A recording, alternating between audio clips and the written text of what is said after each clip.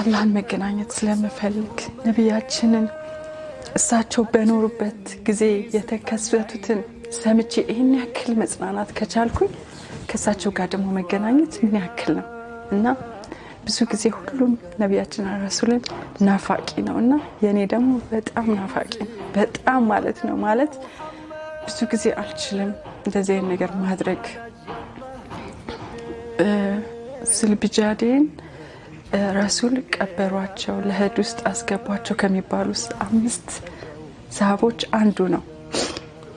በጀናዛው እንኳን የተቀናበት ምን ነው ሞቼ እኔን ባደረገኝ እንደዛ ጀናዛውን ይዘው ሲያለቅሱ ዱዓ ሲያደርጉለት የነበረው ምን ያክል እንክብካቤ ሲያደርጉለት ለምንድን ያን ሁሉ ነገር ጥሎ አላህና ረሱልን ብሎ ስለተሰደደ ስለመጣ ግን እኔ ገጠመኝ እሱ አልነበረ ማለት ምንም ፈልጌ አልመጣሁኝ